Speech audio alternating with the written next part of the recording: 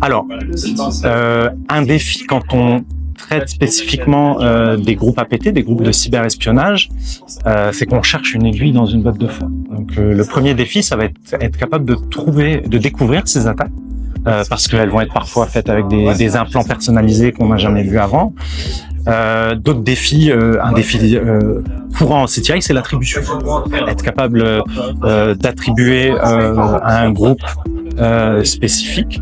Ça va être vraiment un défi pour éviter notamment la prolifération de groupes, parce qu'on peut découvrir une nouvelle attaque, décider que c'est un nouveau groupe et on va se retrouver avec 50 groupes pour un seul attaquant. Donc ça, c'est un autre défi, d'être capable d'attribuer à des campagnes que d'autres ont vues, mais avec une autre visibilité, par exemple, et d'être capable de parler le même langage.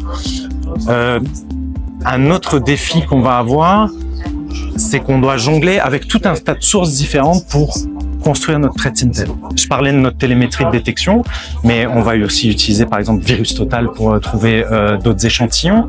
On va également utiliser des moteurs de recherche de scan comme Sensis ou Shodan pour surveiller l'infrastructure utilisée par des attaquants. Et donc le défi ici réside dans l'agrégation de toutes ces sources de données pour les rendre intelligibles.